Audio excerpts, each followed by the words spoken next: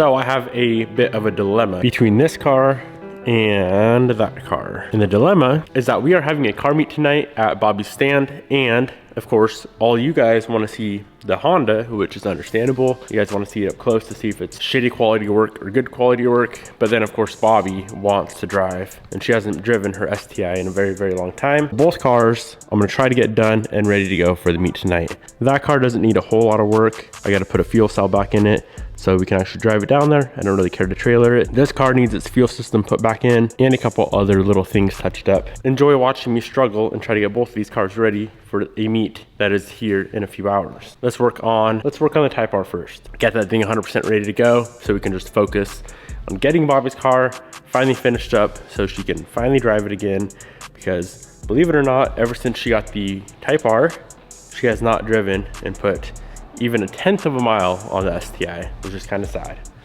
because let's be honest, it's way cooler than the Type R. So for starters, this old girl needs a fuel cell put back in it. This guy here, this was leaking from this cover right here and from the fuel level sender. So I got a couple parts in these boxes to hopefully remedy that issue. I sure hope it does. Fuel leaks are the worst. So box number one,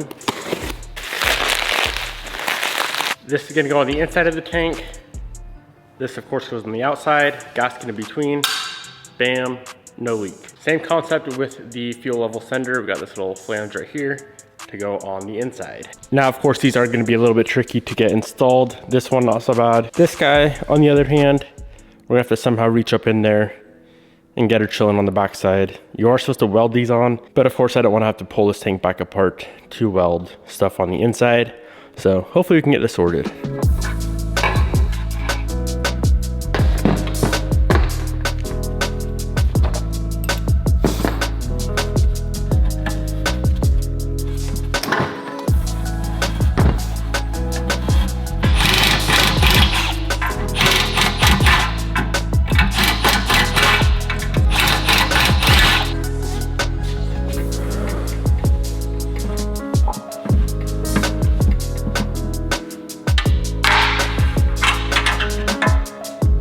All right, a little dab of RTV to hold this thing in place should do the trick.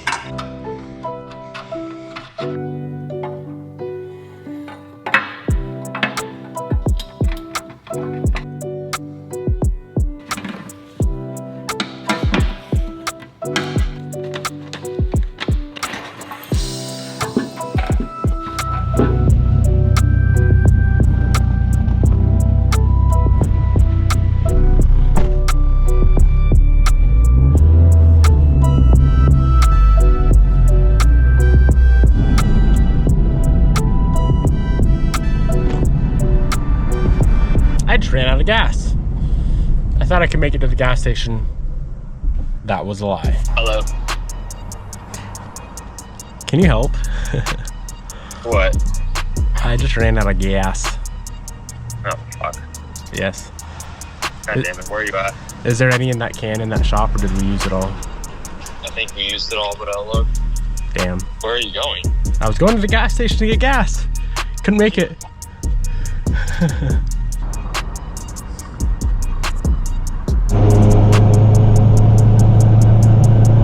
Jared came and saved the day. Now I'm gonna go fill up all the way for the first time and see how much fuel these cells actually hold. If I calculated it correctly, it was more than OEM, which, of course, is insane.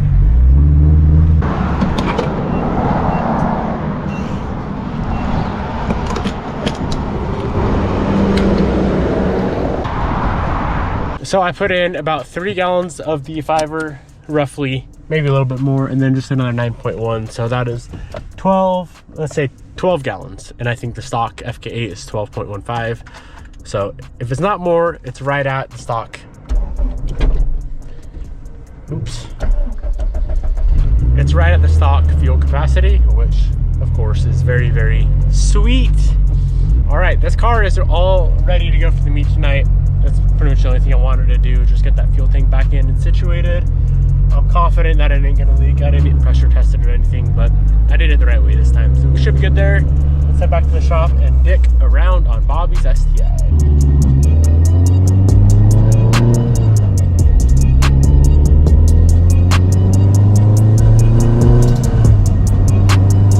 This thing has been a straight pain in the ass as of recently, and it's all fuel system related issues. Backstory, 5-second backstory, whenever the car gets warm or it's hot outside or whatever, it seems like when the fuel gets warm, the car leans out super bad. So I think it was a regulator issue. We were having an issue with the D-Works hanger as well, blowing fuel pumps off. So today I just want to take care of everything with the help of some good friends at Radium. We have a new hanger in this box, and then we are going to replace the regulator as well. That's going to be a little bit more tricky, but let's get the pumps back in the car first.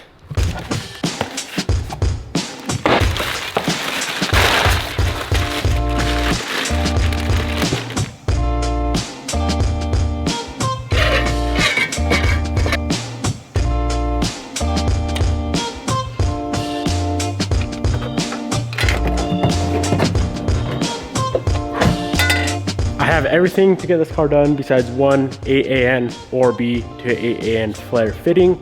So time for a rip in the M to the store, buy fitting.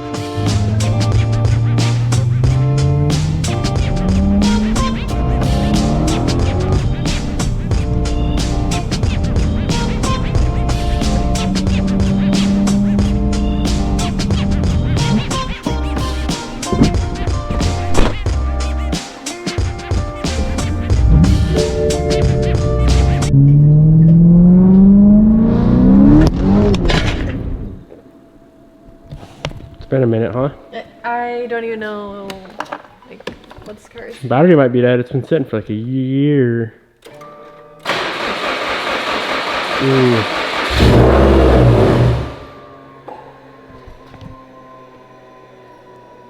Wait for it. What's going on? Wait for it. What's going on? There you go. Now you got full fuel pressure. Fired up. Honey, is it gonna explode? It's just building fuel pressure. I just had your hanger out. Hammer down. It might take a minute. Oh yeah, we got fuel pressure now, my friends. Sounds like an airplane back there. That's what two loud ass pumps sound like, my dude.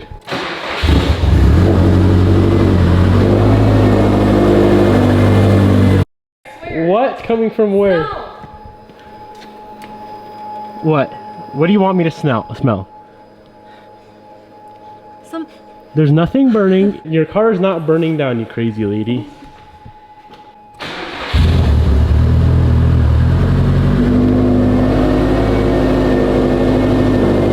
We got the hanger in. I have not had time to mess with the regulator at all. Of course, it's gonna be fine to drive to the meet, which Bobby really wants to drive to the meet. So we're gonna give her a quick bath and go to the meet. Better be good turnout. Also, check out Bobby's new t-shirts.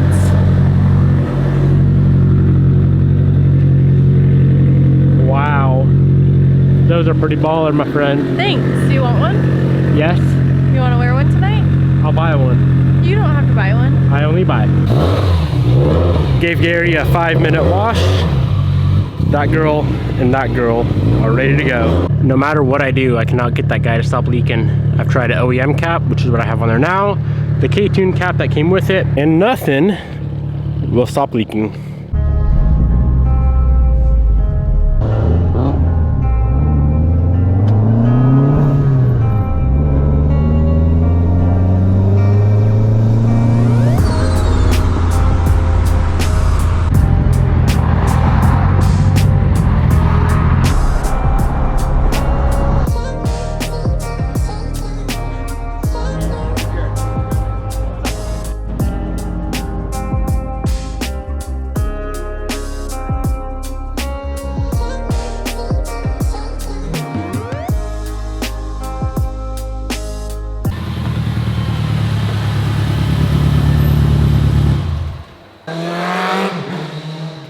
Big shout out to everyone who came out to the meet. It was a great success. Now, time to finish up the issues on Bobby's car. So putting the radium hanger in the car has actually caused a couple more issues. There must be some sort of big mechanical difference between the D-Works hanger and the radium hanger. Both pumps running all the time inside of the radium hanger completely maxes out the regulator to where the car won't even run. So we've been running this thing last night and today on just one pump. I already had plans of swapping the DW regulator out as well to a bigger regulator, and hopefully that will fix that issue, because as of right now, it completely overruns the regulator, which obviously is crazy. This here is just one pump on. That's about 48 PSI right there. And with both pumps on, you can see she's tapped out right at about 100 PSI. So let's take off this little Dick Dietrich's and we are gonna install the same regulator we run on everything else. This big old boy. I run that fuel lab on the Type R, and I've ran that same exact fuel lab on the Evo for years without fail.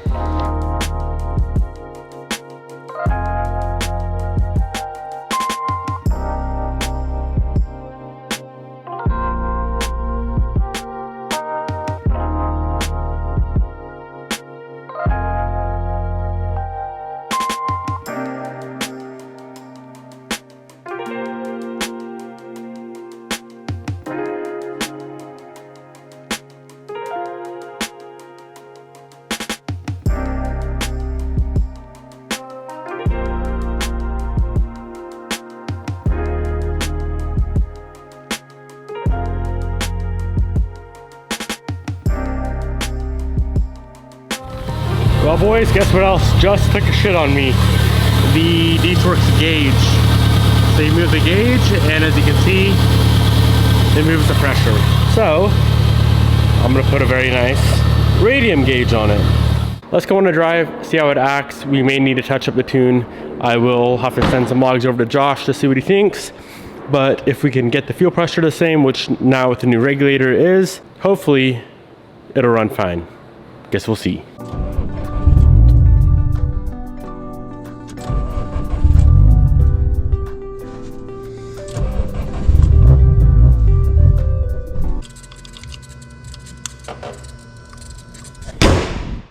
That may help. May need a map sensor.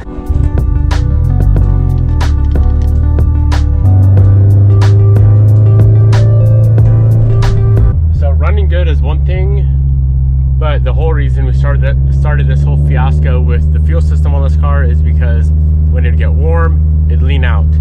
Now knowing that the hanger is completely different than a radium hanger, I'm not saying that was the issue, but knowing that we were completely overrunning the regulator, I do feel like it was my initial thought of the D-Torque's regulator going bad on us and just overpowering that spring. I'm sure the spring in that regulator got weak over time and it just couldn't handle the sauce anymore. So as of right now, it's running good, and it's a hot day today, over 90, or will be over 90, it's 88 right now.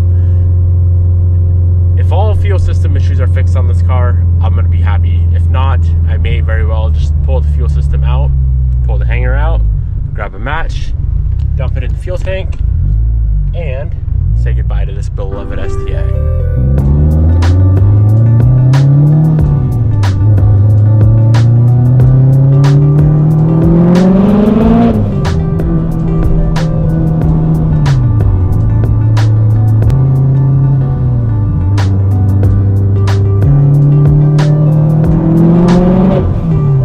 After, I don't even know, maybe a month and a half, 2 months of this car not being driven whatsoever because we didn't want to blow it up from it running lean, I am pleased to announce she is back in action. I'm gonna send some logs over to Bader, or maybe we'll just meet up and make sure it's actually good to go. Everything that I installed to fix old girl and get her up and running, I will link it down in the description box below. That leads me to my next issue, which is an issue on my Evo 10. Now we all know Evo issues are much simpler to resolve than Subaru issues, and I'm thinking this one little part is gonna fix our Evo problems. Let me fire this thing up and show you how terrible the 10 runs all of a sudden.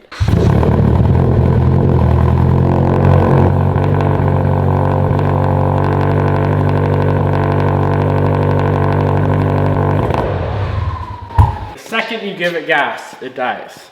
The very, very second. So let's do the 3-second repair and swap the map. With the direction that the Evo is headed these days, I may go back to a bunch of OEM panels on the car. Just some OEM goodies, because obviously this thing is going more and more race car, less and less cool looking car. So I feel like for that purpose, I do kind of want just OEM panels on the car. And with that being said, if anyone wants to do some tradey trades and you're in Spokane, let me know. Thankfully, these guys are very, very easy to remove. Sensor calibration required before starting vehicle. That's a scam. I don't know if it's from cars sitting that eats map sensors or what it is, but I do know that the next time this thing gets tuned, it's going to AEM 5 bar. I'm sick of these Omnis, man. I'm betting money that she's fixed.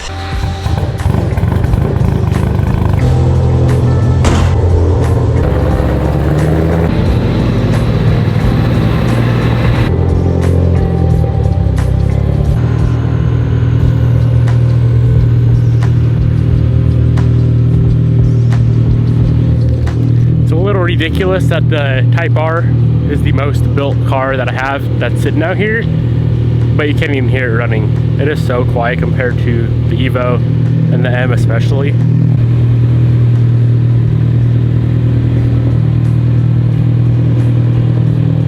Very clearly the Evo is fixed, but I think we need to confirm with a good old-fashioned ripper.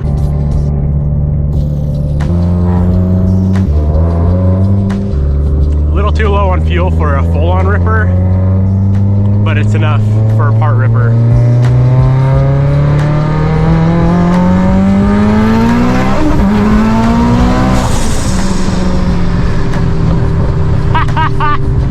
Holy shit, I always forget how fast this freaking car is. Still on a stock motor. I don't know how many boosters that was. I'll have to look at the recording. That felt mid-30s, maybe high 30s. This thing is fast. I don't know how it's living. Like I always say, the cars that you don't want to blow up or give you issues, like Bobby's car, for example, non-stop freaking issues on a car that you would expect to not give you issues. And then we have this claptrap, 6870 on a stock motor, just keeps on living. It smokes a little bit, of course, but it keeps on living.